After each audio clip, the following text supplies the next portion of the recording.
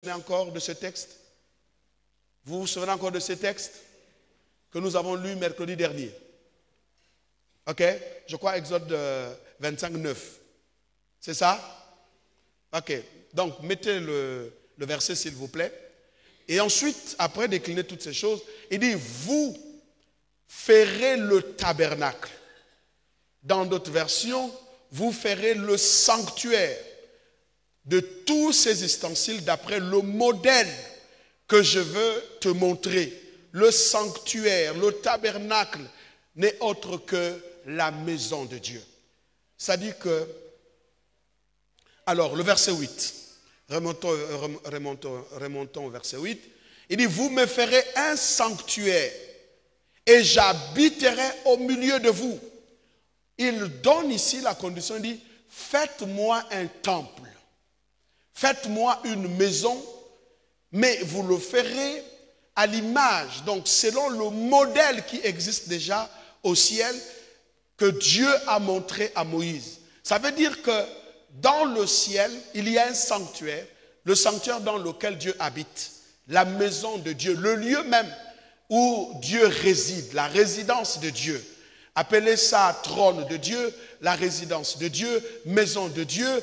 Bien, ce que nous devrons noter, c'est que c'est un ordre que Dieu a donné à Moïse. Il dit, ils, avec ces offrandes-là, me bâtiront un sanctuaire, une habitation, une maison, et j'habiterai au milieu d'eux. Donc l'objectif de Dieu, le but de Dieu, c'est d'habiter au milieu de son peuple. Le mot tabernacle, qui donne le verbe tabernacler, veut simplement dire habiter au milieu de son peuple. Tabernacler, c'est Dieu qui vient habiter au milieu de son peuple. Et vous voyez, quand vous êtes un peu rigoureux dans les Écritures, vous finirez par découvrir certains passages dans le Nouveau Testament qui, en réalité, quand nous lisons cela, nous n'avons pas compris. Par exemple, un passage où Pierre, après avoir vu la gloire de Dieu qui s'était manifestée en Jésus-Christ, qu'est-ce que Pierre dit? Eh bien, nous avons vu 3 gloires. Première gloire, Élie. Deuxième gloire, Moïse. Troisième gloire, Jésus. Et donc, ces 3 gloires-là nécessitent qu'elles restent à cet endroit. Et Pierre se propose donc de bâtir une tente. Donc, le mot tente ici, si vous ne comprenez pas, en réalité, le mot temple veut simplement dire, mais nous allons dresser un tabernacle, le lieu où Dieu va résider à jamais. Donc, Pierre pense à bâtir un temple là où la gloire de Dieu s'était manifestée. Là, c'est beaucoup plus clair. Nous comprenons l'intention de Pierre. Quand nous lisons, nous pensons que bon, la tente, c'est un peu comme les tentes qu'on a l'habitude de louer. Bon, ce n'est pas faux, c'est peut-être... Mais dans la pensée de Pierre, c'était bâtir une maison, bâtir une tente, mettre une tente, parce que c'était la compréhension vétérotestamentaire, la gloire de Dieu devrait habiter dans une tente. Et là, Jésus, qui était à cet endroit, entend ces paroles, et une voix se fit tout de suite entendre du ciel. Il dit, celui-ci est mon fils bien-aimé. En lui, j'ai mis toute mon affection. Suivez-le, écoutez-le. En d'autres termes, tout ce que vous avez vu comme gloire, gloire de Moïse, gloire d'Élie, ce n'est pas comparable à la gloire de mon fils. Qu'est-ce que Dieu était en train déjà de dire par cette voix? Il est en train de dire, ce que vous avez vu dans l'Ancien Testament n'a rien à voir avec la gloire que vous allez voir dans le peuple du Nouveau Testament, de la Nouvelle Alliance. Il dit, ce peuple de la Nouvelle Alliance aura pour particularité, c'est que chacun des membres de cette nation, des membres de ce peuple de la Nouvelle Alliance, chaque membre sera porteur de la gloire de Dieu. Je pensais parler à quelqu'un ce matin. Je pensais parler à toi ce matin. Ça veut dire que nous sommes les porteurs de la gloire de Dieu. Dis à 3 personnes, tu es porteur de la gloire de Dieu. S'il vous plaît, je ne vous entends pas.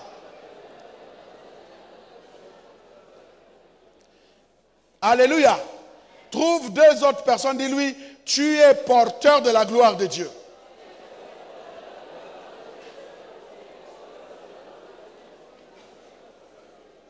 C'est Paul, plus tard, qui nous dit que nous sommes dans cette tente. Quand Paul parle de la tente dans laquelle nous sommes, il parle de notre corps, le corps de l'homme, et donc cette tente dans laquelle l'esprit de l'homme réside. Et la gloire de Dieu réside. Est-ce que quelqu'un m'entend? Alléluia. Est-ce que quelqu'un peut dire amen? Ça veut dire que si nous avons compris, ça veut dire que nous sommes cette tente-là. En d'autres termes, la maison de Dieu, une habitation de Dieu en esprit. Dieu habite en nous à partir de notre esprit. Donc ce n'est aucun doute, c'est sans aucun doute, Dieu est à l'intérieur de cette tente que tu représentes. Tu es porteur de la gloire de Dieu. Parce que Dieu réside à l'intérieur de toi. Quand tu te déplaces, la gloire de Dieu se déplace avec toi. Ah non, non, non, votre amen ne me convainc pas. Alléluia. C'est bien comprendre ces choses.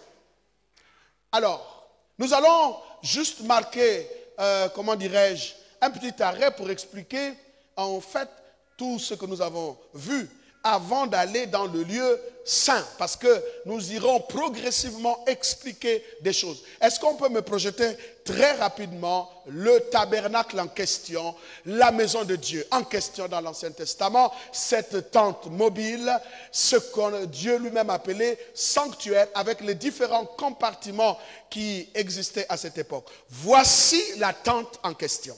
Voici le sanctuaire en question. Quand moi j'étais encore jeune dans la foi, pour moi, quand on parlait du sanctuaire, je voyais uniquement le lieu très saint.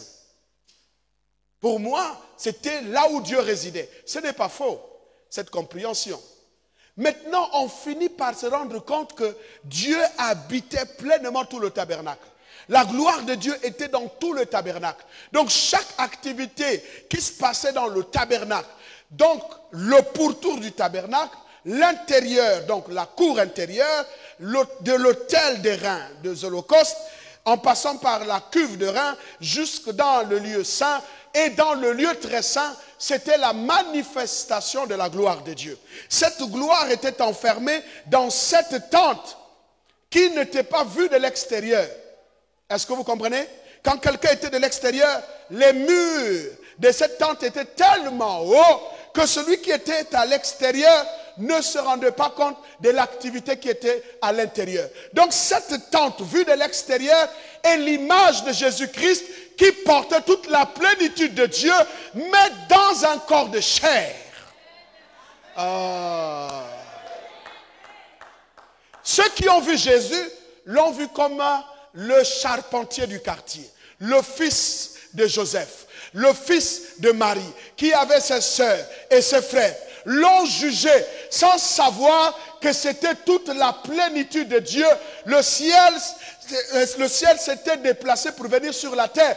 Jésus était la plénitude de la divinité. Dieu dans la chair. Mais les yeux qui voyaient l'extérieur étaient empêchés de voir l'intérieur.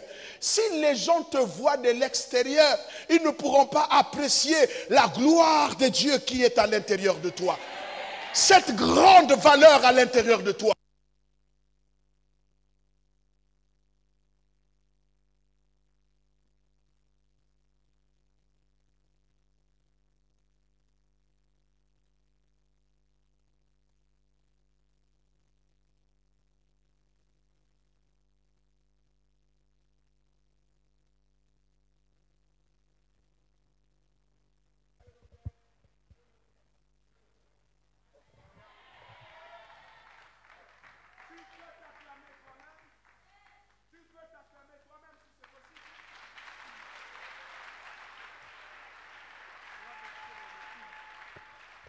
Alléluia. Gloire à Dieu. De temps en temps, c'est ça la gloire de la terre. Tu montes, tu descends. Donc, on me dit, on va vérifier le fil. Ce n'est pas grave. Alléluia. Alors, regardez ce schéma. je passe de temps pour expliquer beaucoup plus de choses un peu plus profondes. Alors, dans ce schéma, nous avons l'entrée ici qui symbolise la porte, donc Christ, qui est la porte par laquelle chaque chrétien devient chrétien. Vous ne venez pas au Père si vous n'entrez pas par la porte. Et ensuite, vous avez l'autel des reins ou l'autel des holocaustes, là où en fait, on va dire quoi, l'adorateur, c'est-à-dire chacun de nous quand nous sommes entrés. Alors ici, il fallait absolument sacrifier. Le sacrifice qui était le sacrifice de réparation, sacrifice de péché. Mais ici, il y avait toutes sortes de sacrifices, en fonction bien sûr de l'intention donc de l'adorateur. Nous n'avons pas le temps, mais avec les responsables, nous allons prendre beaucoup plus de temps pour expliquer cela. Ici, le sacrifice était l'image de Christ qui s'est sacrifié pour chacun de nous, afin d'expier notre péché. Donc le problème du péché étant réglé par la mort de Christ. Et ensuite, nous avons la cuve des reins. Alors, qu'est-ce que je voulais donc expliquer? Je dis d'abord, première chose que vous devrez retenir, ce tabernacle qui était la tente d'assignation, encore appelée la tente de la rencontre, le lieu où l'homme devrait rencontrer Dieu. Vous comprenez? Donc c'est l'homme qui se déplaçait pour rencontrer Dieu. Comment donc apprécier les choses aujourd'hui dans le Nouveau Testament? Ce n'est plus l'homme qui s'est déplacé pour rencontrer Dieu, c'est Dieu qui s'est déplacé pour rencontrer l'homme. Et donc l'homme aussi, d'une certaine façon, se déplace pour rencontrer Dieu. Nous expliquerons cela. Ça veut dire que Dieu est descendu de sa gloire. Il est venu à la rencontre de l'homme qui était perdu. Et Dieu a donné son Fils unique. Alors le sacrifice de Christ qui s'est passé sur cet autel, en fait, le sacrifice qui s'est passé sur cet autel symbolise le sacrifice de Christ à la croix. Cet autel est l'image de la croix de Jésus sur laquelle Christ est mort. Et donc ensuite, tout le peuple, quand ils entraient, devrait s'arrêter là. Quand ils ont fini leur travail, ils ressortaient.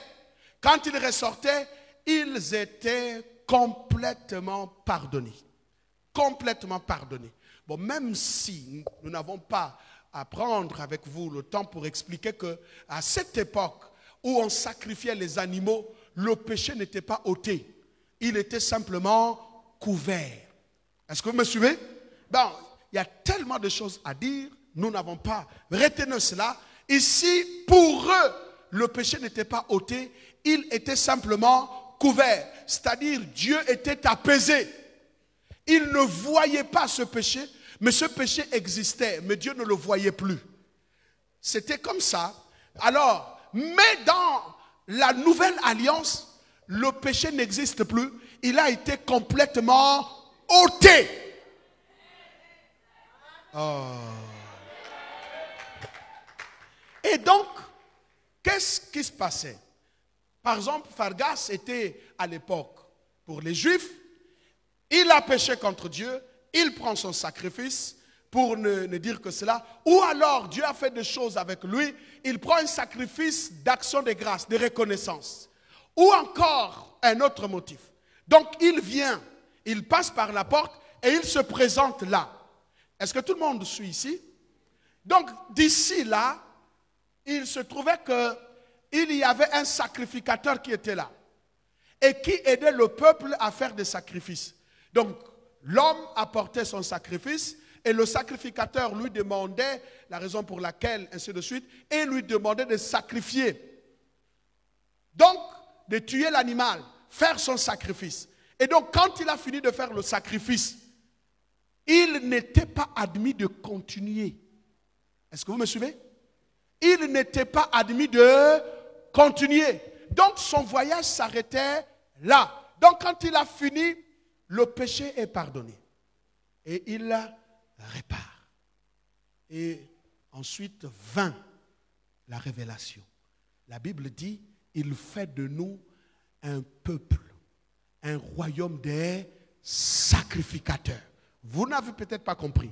Ça veut dire quoi? Le sacrificateur de cette époque, il y avait d'abord la tribu de Lévi, où tous les sacrificateurs étaient issus.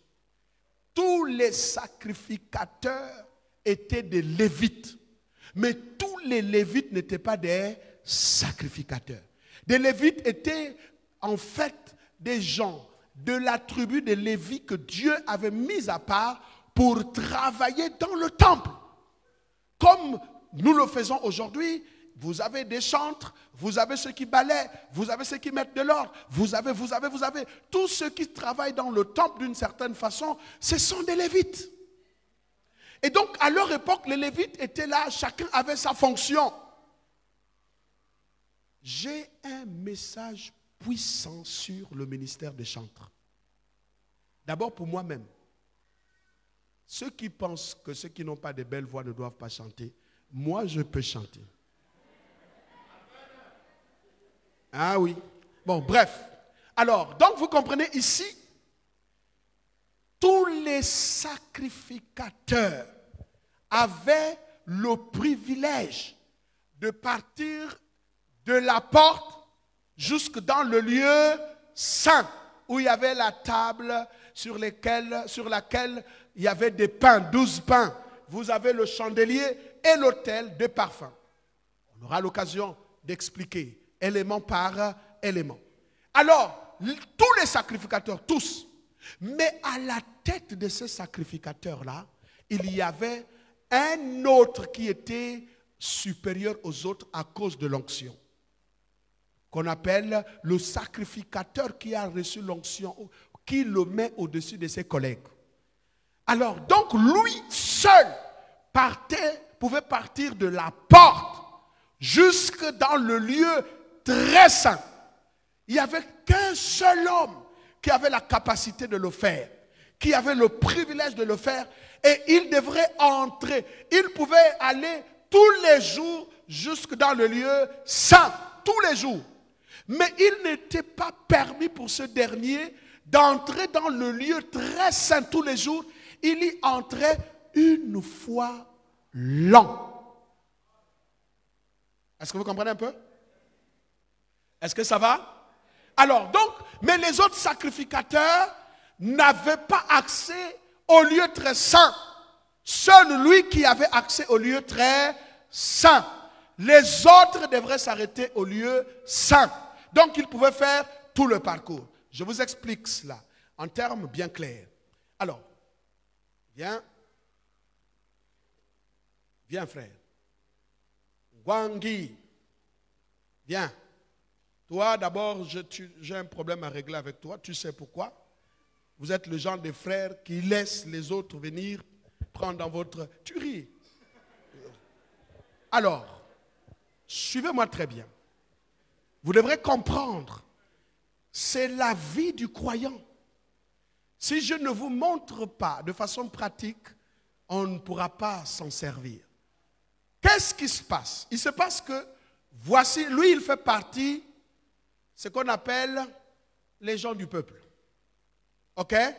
Donc, il fait partie du peuple. Il est juif de naissance. Donc, il a le droit, par alliance, de faire des sacrifices. Lui, il est lévite. Mais par grâce, il est sacrificateur. Lui, il n'est pas souverain sacrificateur. Donc, lui, il est souverain sacrificateur. Donc, c'est ces trois catégories de personnes qu'on trouve encore dans l'Église aujourd'hui. Lui, il n'était pas admis de dépasser l'autel d'airain. Il était juste quelqu'un qui venait enlever ses péchés. Lui, sacrificateur, mais il y avait plusieurs sacrificateurs qui travaillaient. Lui, il était admis. Il devrait arriver jusqu'au lieu saint. Mais le troisième, qui devient souverain sacrificateur, en d'autres termes, le chef des sacrificateurs, seul lui, une fois l'an, il devrait aller jusqu'au lieu très saint. Jusque-là, est-ce que vous comprenez? Donc, entre comment est-ce qu'on appelle? Entre le lieu très saint, alors d'abord, entre le lieu saint et la cour, ce qu'on appelle les parvis intérieurs, il y avait un voile. Ceux qui étaient juste des simples sacrificateurs, c'est-à-dire des simples adorateurs, n'avaient pas accès au lieu saint. Par voie de conséquence, ne savaient pas ou encore ne voyaient pas ce qui se passait dans le lieu saint. Amen. Alors, il y avait donc à chaque fois des rideaux pour séparer des étapes. Qu'est-ce qui se passe donc? Lui, il vient avec son animal. Remettez-moi le schéma, s'il vous plaît. Donc, ce dernier vient.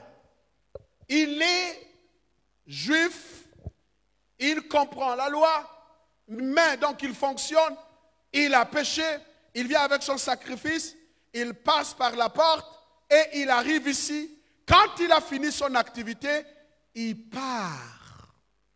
Son travail est terminé. Donc il ne revenait que là pour plusieurs raisons. Quand il pêche, pour plusieurs raisons. Quand il veut dire merci au Seigneur, il a plusieurs raisons. Donc, ce sont des chrétiens des dimanches, des religieux qui viennent à l'église juste par motif de conscience. Aucun engagement. Ça veut dire qu'il n'a aucun intérêt pour tout ce qui se fait dans l'église. Lui, son problème à lui, c'est la conscience d'aller à l'église. Il n'est pas engagé, il vient enlever ses péchés. Moi, je ne viens pas de l'église évangélique. Je viens de l'église catholique. J'étais enfant de cœur. Je sais qu'est-ce que c'est que la religion. Ça veut dire que le dimanche, quand tu arrives, tu dois tout faire pour que l'eau bénite te touche. Dans ta conscience, tu sens que les péchés de la semaine sont enlevés. Donc je peux encore aller récupérer d'autres péchés. Tous les dimanches, je sais que l'eau bénite, je ne sais pas pourquoi on appelle ça l'eau bénite, ça ne répond à aucune règle grammaticale, à mon avis. Peut-être il y a une raison. Alors, donc, l'eau bénite en question me touchait et ma conscience était soulagée. J'étais à l'église dimanche, je suis donc enfant de Dieu. Ma conscience est soulagée. Si tu es dans ce cas-là, en réalité, tu n'es pas dans la vision de la nouvelle alliance. Deuxième catégorie, toi tu as enlevé tes péchés, mets-toi de côté. Ce sont des sacrificateurs qui n'avaient accès qu'au lieu très saint. Quel était leur au lieu saint? Donc quand ils arrivaient, eux, ils travaillaient dans le temple. Est-ce que vous comprenez un peu? Leur travail du temple les amenait à se limiter là. Ils n'avaient pas droit de regarder ce qui se passait dans le lieu très saint. Donc, c'est des gens qui travaillent dans l'église juste parce qu'on leur a donné des responsabilités sans aucune révélation. Ils sont à l'église, ils font des prières, ils ne savent même pas. D'ailleurs, je suis là. Pourquoi? Mais parce que je suis toujours là. Mes parents m'ont amené à l'église. Et puis bon, j'ai atteint l'âge de 20 ans. Je suis allé chez les chants. Je commence à devenir musicien. Donc je travaille. Mais il n'a aucune raison de plus. Il est soulagé quand même. Parce que dans sa conscience, je suis à l'église. Je peux faire des prières. Je suis à l'église. D'ailleurs, vous comprenez, ici, vous avez trois choses. Trois choses essentielles. Ici, vous avez le pain. Ce sont des chrétiens qui aiment toujours demander à Dieu. Ils s'arrêtent à la demande.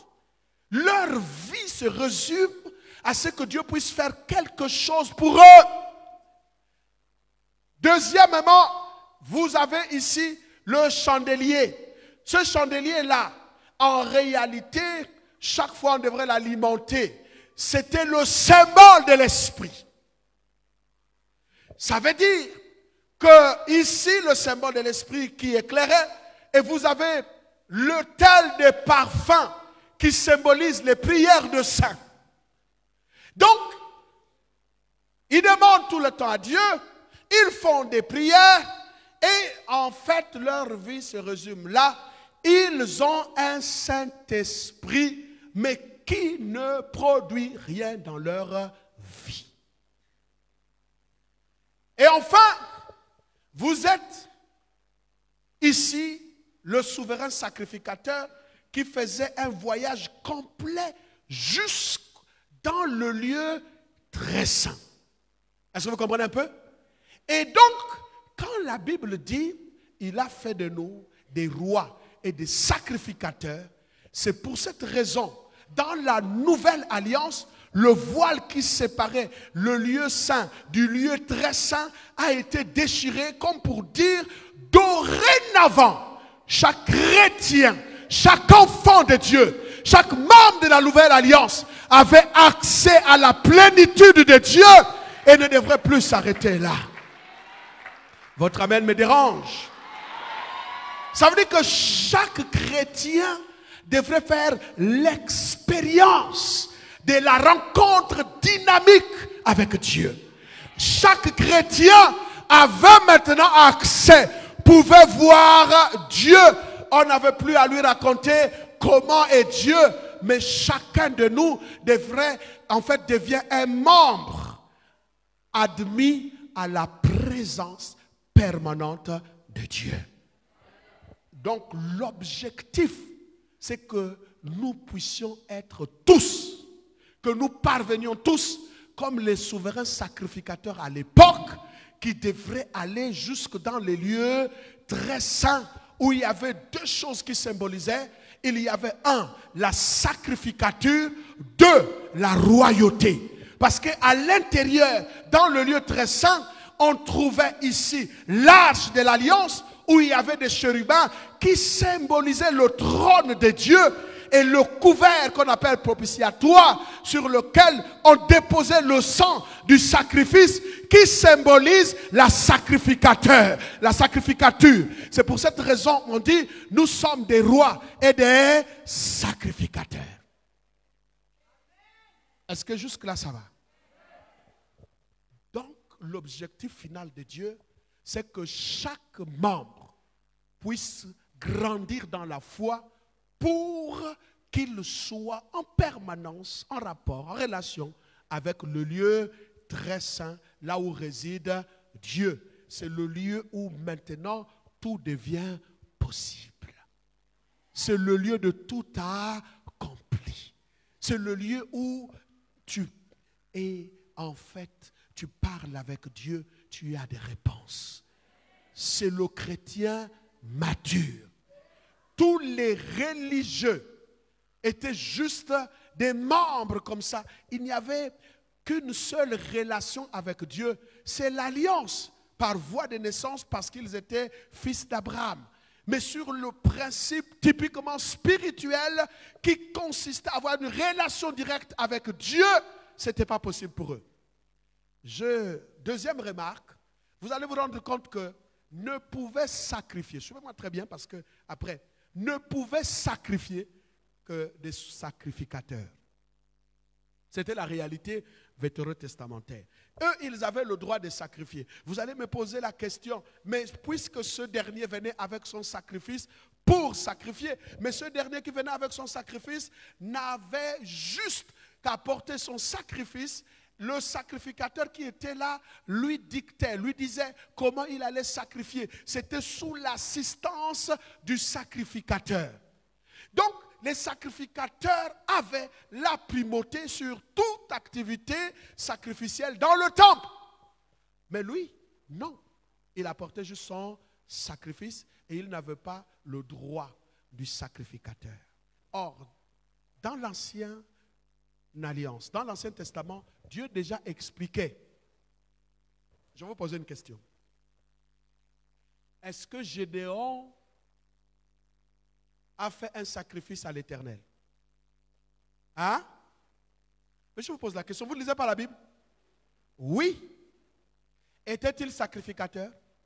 Non. Comment a-t-il sacrifié? Je vous pose encore une autre question. Manoach avait-il fait un sacrifice à l'Éternel? Est-ce qu'il était sacrificateur? Vous allez voir que dans le peuple du Nouveau, en fait de l'Ancien Testament, le droit de sacrifier directement était devenu possible quand Dieu se manifestait directement à toi. Aïe, aïe, aïe. Quand Dieu se manifestait directement à toi, tu avais le droit de sacrifier, même si tu n'étais pas souverain sacrificateur. C'est pour cette raison que la révélation est importante. J'ai lu cela depuis plusieurs fois, où Paul dit dans l'épître d'Hébreux, il dit Jésus, si ceci ne tenait qu'aux lois de la terre, il n'avait pas le droit d'être appelé sacrificateur, parce que ce dernier n'était pas issu, vous comprenez bien, de la tribu de laquelle Moïse avait donné le droit d'être des sacrificateurs. Jésus n'était pas de la tribu de Lévi, mais il est devenu souverain sacrificateur. Pourquoi? Parce qu'il a vu Dieu et il était Dieu. Et donc il avait le droit, qui était un droit privé à tout le monde. Mais parce qu'il a vu Dieu, il avait le droit de sacrifier. C'était juste pour nous dire que dans la nouvelle alliance, chaque membre de cette alliance était appelé à faire la rencontre directe avec Dieu. My God. Nous sommes en train de dire qu'il est impossible d'avoir un tel privilège et de ne pas entretenir ce privilège. Donc il n'y a pas que le pasteur, mais chaque membre du peuple a le droit de chercher Dieu jusqu'à le trouver. C'est pourquoi les prophètes ont dit, cherchez l'Éternel pendant qu'il s'y trouve. Nous sommes donc en train de dire à chaque membre de l'Église que Dieu n'a plus de tabou. Le voile est déchiré. Chacun de vous a maintenant accès dans la plénitude de Dieu. Vous pouvez y aller. Est-ce que quelqu'un peut dire plus fort Amen? Alléluia. Deuxième remarque. Troisième remarque. Sur cela, avant de terminer, vous voyez, alors qu'est-ce qui se passait dans l'activité cultuelle? Ce qui était plus important, c'est que quand une fois tu as accepté Jésus, le péché a été enlevé, la seule chose c'est que tu dois entretenir cela par la cuve d'airain symbolisait le Christ. Cuve d'airain. Écoutez-moi bien. Quand vous lisez bien ce texte, on va vous dire que la cuve d'airain était fabriquée à partir des miroirs des femmes. Ça ne veut pas dire que les miroirs cassables là, non. Ça veut dire, je vais vous expliquer, il faut bien aller faire des recherches, que les femmes avaient une activité au temple, c'est-à-dire leur activité au niveau des parvis extérieurs. Dans cette activité, les femmes fabriquaient des miroirs à partir de métaux, entre autres l'airain. Donc l'airain poli devenait ici un miroir à partir duquel tu pouvais voir ton visage. Mais c'était quoi l'objectif de ces miroirs? L'objectif de ces miroirs était d'attester la pureté de chaque instrument, ustensile qui était utilisé dans le tabernacle. Je vais vous expliquer ça quand je reviendrai là-dessus. Alors donc, le miroir, comme aujourd'hui, tu peux te mirer au travers des miroirs et savoir s'il y a des choses à corriger. Vous comprenez un peu?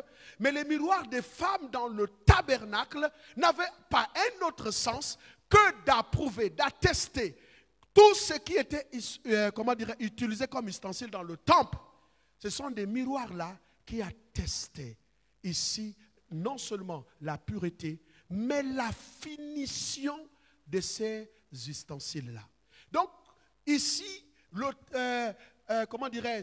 cuve d'airain faite à partir des miroirs des femmes, la première fonction, ce n'était pas de venir se mirer. La première fonction, c'est de démontrer le Christ, parce que l'eau qui est dans la cuve symbolise la parole. pour montrer que l'instrument qui garde cette parole-là, c'est le Christ. Jean l'a vu dans le livre d'Apocalypse comme étant, en fait, il avait des pieds semblables à des lérins comment? À des lérins comment? C'était la finition, la perfection. Et son nom était la parole de Dieu. Est-ce que vous comprenez un peu? Comme pour dire que l'eau qui se trouve à l'intérieur de cette cuve d'airain symbolise le Christ qui est passé par le jugement dont l'œuvre a été attestée. Maintenant, l'eau qui se trouve à l'intérieur a la capacité surnaturelle, puissante, de transformer n'importe quelle vie. Et de rendre pur tous ceux qui seront en contact de cette eau. Comme pour dire qu'il n'y aura pas une eau sur la terre capable de laver quelqu'un, de le rendre pur. Ça veut dire que la cuve d'airain qui s'est manifestée dans ses prémices avec les disciples, il a lavé les pieds des disciples. Et il leur a dit, vous êtes déjà purs. Celui qui est pur n'a plus besoin de se laver entièrement. Pourquoi? Parce que dans cette cuve-là, tous les sacrificateurs étaient d'abord, avant de commencer leur fonction, lavés par Moïse. L'eau de la parole. Alléluia. Moïse symbolisait aussi le Christ, qu'il avait en fait tous les sacrificateurs qui entraient en fonction. Comme aujourd'hui, le Christ nous a tous lavés. Il nous a tous lavés et il nous a tous rendus propres à la fonction. Que personne ne te trompe. Non, tu es propre à la fonction. Que les choses ne viennent pas arrêter ton service dans le temple. Si tu as péché, répands-toi. L'eau de la parole te rendra pur. Donc la peine ne vaut de rester sur des choses sans évoluer. Et ensuite, nous allons parler énormément. J'ai peut-être une affaire des 30 versets sur la cuve. J'ai compris en faisant des, comment est-ce qu'on appelle, des rapports avec le Nouveau Testament. J'ai compris énormément sur le baptême. J'ai compris énormément sur le fait que pour nous d'être à la maison de Dieu, d'entendre la parole. Est-ce que vous savez qu'au moment où je suis en train de porter la parole de Dieu et en train de vous dire, il y a un nettoyage qui se produit à l'instant où je parle. Parce que c'est le mystère de la parole de Dieu. Ce n'est pas la parole d'un homme, mais c'est la parole de Dieu qui nous rend purs chaque fois que nous l'écoutons. Alors, maintenant, regardez. Une fois qu'on a compris, ça veut dire que nous ne parlerons pas pour l'instant du lieu saint et des éléments qui se trouvent à l'intérieur. Nous parlerons maintenant, en fait, de ce voyage du sacrificateur et avec un objectif bien précis. Qu'est-ce qui, en fait, c'est ma question. Une fois fait comme ça, n'oubliez pas que le tabernacle tel que dressé a été fait selon le modèle qui était au ciel. Ça, c'est clair.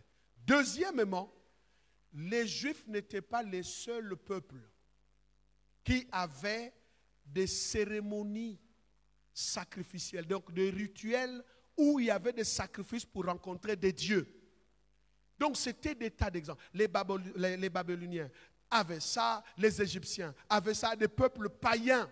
Peut-être pas selon ce modèle, mais dans la forme, ils avaient des sacrifices qu'ils faisaient pour entrer en contact avec des divinités.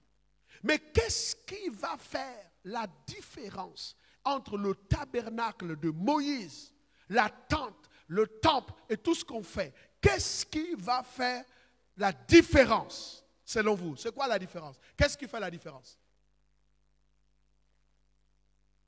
Amen. La différence était marquée par l'approbation de Dieu. Vous me suivez? Dieu lui-même a dit, je viendrai habiter au milieu de vous. Est-ce que vous me suivez un instant?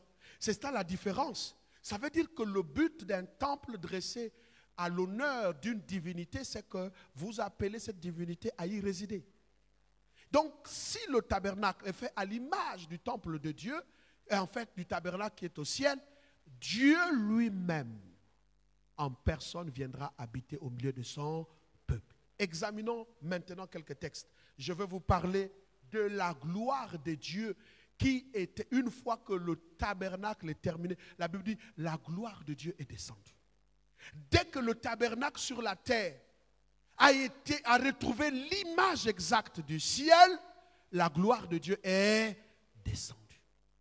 Alors maintenant, c'est ce que je vais donc essayer de vous parler, de cette gloire qui était descendue à l'époque, bien sûr. Alors, s'il vous plaît, ouvrons ensemble Exode chapitre 13. Exode chapitre 13. Exode chapitre 13, verset 18, verset 19, 22, 21, 21, 22. Ouvrons ensemble. Voici ce que la Bible dit. Mais Dieu fit faire au peuple un détour par le chemin du désert, vers la mer Rouge. Quand le peuple a commencé à se diriger, les enfants d'Israël montèrent en armes hors du pays d'Égypte. Alors, verset 19, Moïse prit avec lui les os de Joseph, car Joseph avait fait jurer les fils d'Israël en disant, Dieu vous visitera, Dieu viendra vers vous, Dieu sera présent à une époque donnée. N'oubliez pas de prendre avec vous, en fait, mes os. Et vous ferez remonter avec vous mes os loin d'ici. Verset 20. Verset 20. L'Éternel.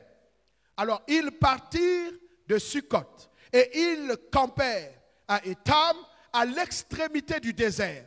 Verset 21. L'Éternel allait devant eux. Qui allait devant eux? Le jour, dans une colonne de nuée, pour les guider dans leur chemin. Et la nuit, dans une colonne de feu, pour les éclairer, afin qu'ils marchassent jour et nuit. En d'autres termes, ce que la Bible est en train de dire, la gloire de Dieu se mettait devant le peuple. Dès que le peuple a obéi aux ordonnances de Dieu, Dieu s'est engagé. Il s'est placé devant eux. Dans quel but? Dans le but de les guider. Guider quelqu'un, c'est lui dire, écoute, tu es dans un véhicule et tu veux parquer. Alors tu n'arrives pas, tu ne vois pas, tu n'arrives pas à te servir. Et quelqu'un essaie de te guider. Mets la roue comme ça, fais comme ça, avance un peu, recule, redresse. Maintenant, jusqu'à ce que tu parviennes à faire. Donc guider, c'est conduire le peuple dans les moindres détails. Et ceci était fait grâce à la présence de Dieu sous la forme de la nuée. Dieu lui-même s'était engagé. Je vous lis ce texte, verset 22. Il faut qu'on lise un peu quelques textes. Et la Bible dit, la colonne des nuées ne se retirait point de devant le peuple pendant le jour. Ça, je me souviens, j'étais enfant, mais vraiment enfant. Hein. Et puis, un jour, on m'a amené, comment dirais-je, en brousse. Et pendant que j'étais là, je voyais une nuée qui venait. Dans le langage d'enfant, je comprenais. Mais je ne savais pas, peut-être comme je le sais aujourd'hui. Alléluia. Je voyais une nuée comme un tourbillon. Mais j'étais encore enfant à cette époque-là. Mais je pensais que tout le monde voyait ça. Devenu grand, j'ai compris que tout le monde ne voyait pas ça parce que j'ai compris que c'était des mystères. Maintenant, je veux commencer juste à vous montrer, parce qu'au deuxième culte, on va expliquer l'importance de la nuée et la fonction de la nuée. Le tabernacle que vous voyez, bon, nous allons voir ça au deuxième culte, il y avait une nuée en permanence. Moi, quand j'ai Dites-moi un instant, c'est quoi la nuée? Hein? La nuée, comme dit le pasteur, c'est la Shekinah. En d'autres termes, c'est la gloire de Dieu. Ok? Mais pour nous, dans un français simple, c'est quoi la nuée? Ce sont des nuages. Voilà. C'est ça que je voulais entendre. Mais vous voyez, les images que vous voyez vous donnent directement des explications en fonction de ce que vous savez. Je vais expliquer mieux. Quand vous avez une image dans la Bible, vous parlez de la nuée, mais le français dit la nuée, c'est le nuage. C'est un peu cette fumée-là. Est-ce que vous comprenez un peu? Mais quand vous êtes spirituel, vous cessez de voir selon des hommes. La nuée, mesdames et messieurs, ce n'est pas ce nuage-là qui se tenait debout et qui se dirigeait. Non! Moïse savait qu'est-ce que c'était cette nuée-là. La nuée, c'est l'ensemble des êtres célestes. La Bible dit que Jésus reviendra dans une nuée d'argent qui symbolise la présence des anges de sa puissance. Donc, quand le peuple voyait cette nuée, il voyait certainement la fumée ou le nuage, mais c'était une présence céleste. Il y avait la présence des anges qui étaient là dans une nuée. Alléluia. C'est pourquoi vous devrez savoir que cette nuée n'a pas disparu aujourd'hui. Paul dit, nous sommes donc entourés d'une si grande nuée de témoins. Ou dans les lieux célestes. Pourquoi cette nuée de témoins est là? Parce que je suis un porteur de la gloire de Dieu. Le temple mobile de Dieu à l'intérieur de moi, c'est un culte agréable que je donne à Dieu. Il y a donc un mouvement céleste. Vous savez, mesdames et messieurs, quand vous vous consacrez à Dieu, la nuée devient évidente. Alléluia. Si Jésus revient dans une nuée, les apôtres, les disciples, les prophètes, voyez cette nuée-là, comme vous dire que le peuple de la nouvelle alliance, la nuée n'a pas disparu. Elle est encore présente jusqu'à ce que vos yeux s'ouvrent pour voir cette nuée. Il y a des gens qui dans leur consécration, il y a des innombrables présences des anges autour de ces personnes-là. Vous êtes dans une nuée. Si vous ne voyez pas cela, il y a des gens dans le monde des ténèbres qui savent que vous êtes porteurs de la gloire de Dieu. Il y a une nuée qui vous dirige. Alléluia. Jour et nuit. Ça veut dire quoi? Vous savez que le tabernacle de Moïse n'est pas plus important que le tabernacle actuel que vous êtes. Non. En fait, ce que je suis en train de dire, c'est que nous sommes porteurs de la gloire de Dieu. Je connais, on en parlera un peu, lisez les biographies. William Branham, plus tard, il s'est détourné, semble-t-il, je ne prends pas ça, il s'est détourné des voies du Seigneur. Mais quand cet homme a rencontré le Seigneur dans son appel, la première chose qu'il a vue, c'était l'ange qui était venu lui parler. Cet homme, quand il rendait ministère, la nuée était évidente. J'ai eu quelques rares fois le privilège, je suis en train de rendre ministère, je vois comme si c'était une fumée dans la salle. Pour moi, ce n'est pas une fumée. Mes yeux permettent de voir la fumée, mais mon esprit sait que la présence angélique est là. Dieu est à l'œuvre. Cet homme-là pouvait juste tenir la main de quelqu'un et lui dire de quel type de maladie souffre cet homme.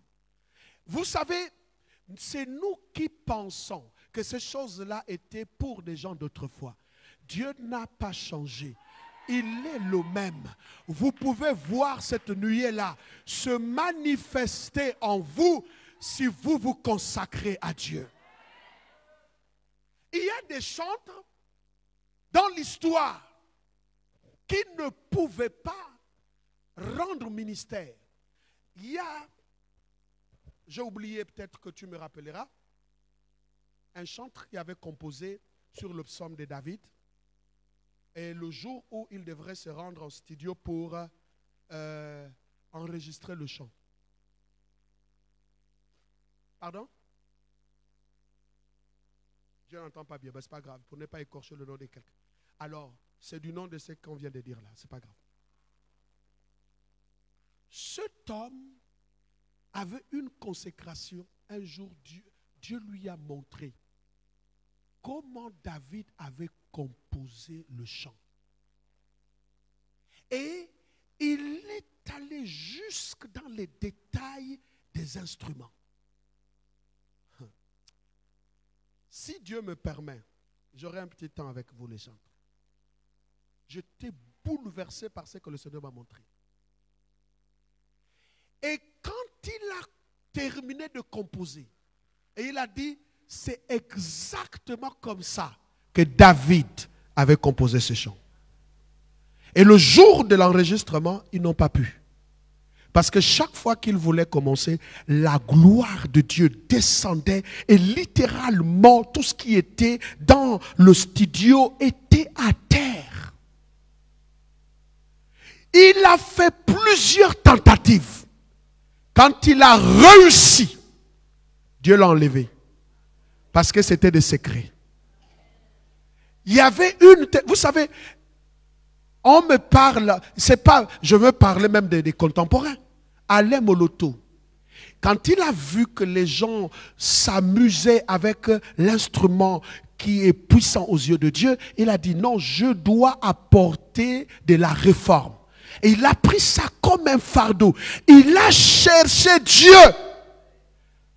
Les témoins qui l'ont vu dans ces derniers temps ont dit qu'on ne savait même pas s'il vivait sur la terre ou alors parmi les anges. Il y avait une telle présence avant le jour que Dieu puisse le prendre. Une telle présence qui démontre de la profondeur des messages chantés par cet homme. Cet homme connaissait Dieu. Vous savez, on ne peut pas rendre ministère si nous sommes en phase avec les choses qui se passent au ciel sans que cette nuée ne nous visite. Il y a des maladies qui ne disparaîtront que dans la présence de cette nuée. Dieu lui-même, quand il est à un endroit, il y a une nuée autour. Et vous pouvez vivre dans votre communion avec Dieu la vie conduite par la nuée de Dieu. Vous êtes porteur de la gloire de Dieu. Vous êtes le temple du Saint-Esprit, la maison de Dieu. Il faut qu'on quitte le niveau de la spiritualité religieuse pour rencontrer Dieu et dire des choses comme Dieu veut que nous puissions les dire. Si nous voulons être les agents de la transformation, notre spiritualité doit changer. Aujourd'hui, on flirte avec pratiquement les limites. Non, Dieu nous a appelés à la gloire. Vous ne pouvez pas, les chrétiens, déjà quand vous négligez votre vie chrétienne, vous êtes en train de négliger votre destinée. La nuée. Et ceci m'a amené à me dire, pendant que je pensais, j'ai dit, mais donc finalement, nous n'avons pas encore jeûné, cherché Dieu comme il se doit. Parce que c'est clair que le nouveau temple que je suis est 2 fois supérieur à l'ancien temple. Si je ne veux pas exagérer en disant 1000 fois de loin supérieur au tabernacle de Moïse. Mais si le tabernacle de Moïse a connu de telles expériences, le peuple debout, Moïse s'élève, la Bible dit qu'il entra dans la nuée. Et de la nuée, Dieu lui parlait. Vous avez vu la Shekinah qui est descendue sur Sinaï. Moïse, pendant que le peuple était dans la crainte, le tremblement, Le gars il entrait dans la nuit. Et Dieu parlait avec Moïse face à face. Je peux dire à quelqu'un, c'est possible que ta vie soit conduite par Dieu directement. Que tu entendes Dieu te parler. Il faut renouveler cette expérience. Vous savez, ces gens, comment dire, quand vous lisez les biographies, Charles Finet, c'est pas aujourd'hui on dit, bon, on force les gens, il faut venir à Christ. Charles Finet se mettait seulement dans le train.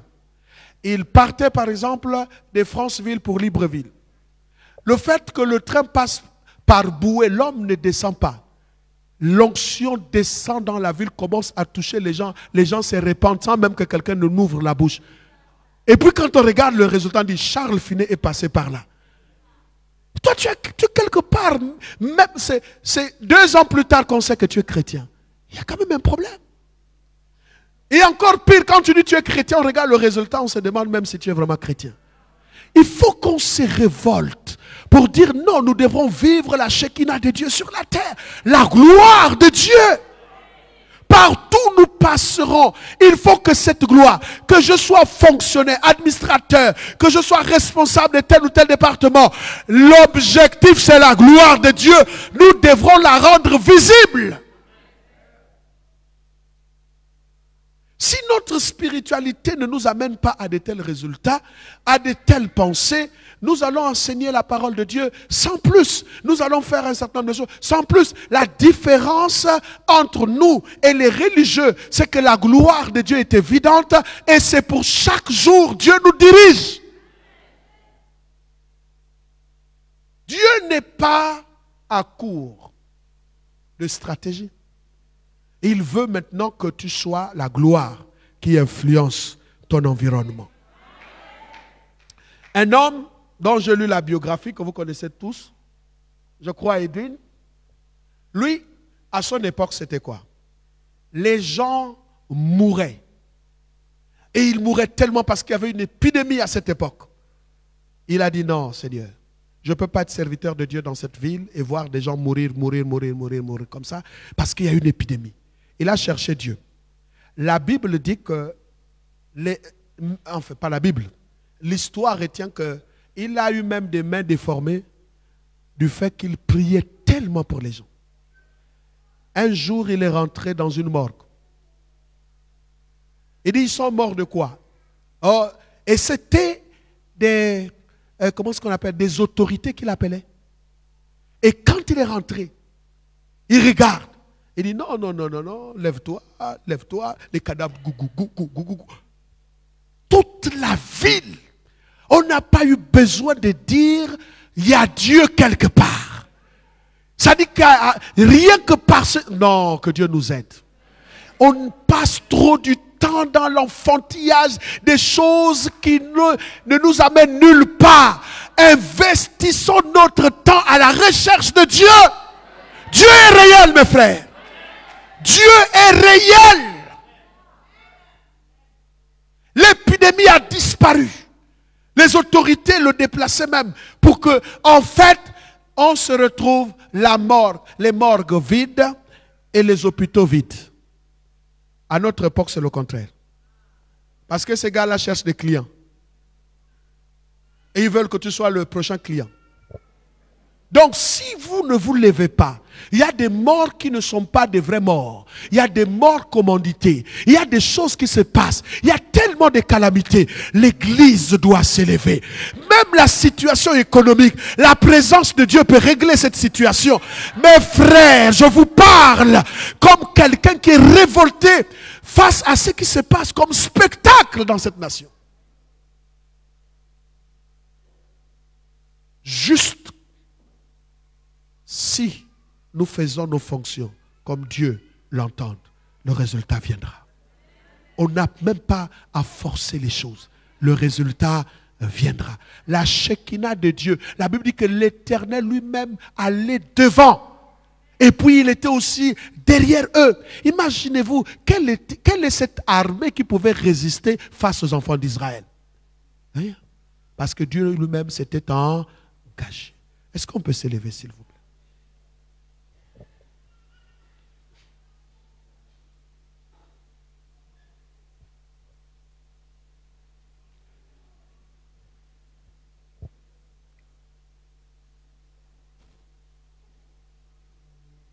Est-ce que tu penses que tu seras utile en ayant un engagement superficiel avec Dieu? Je voudrais juste que tu réfléchisses. Aujourd'hui, il y a tellement de choses qui se passent. Beaucoup de faux sont entrés dans le ministère et font des prodiges vraiment avec des faux esprits. Moi, ce n'est pas ce qui m'intéresse. Parce qu'il y a plus de vrais que de faux. Si les vrais s'élèvent, nous pouvons changer la donne. Mon ami, Dieu n'est pas glorifié quand toi tu estimes que c'est toi qui donnes le rythme et non lui. Tu viens à l'église comme tu veux. Tu fais comme tu veux. Il n'y a aucune consécration conséquente.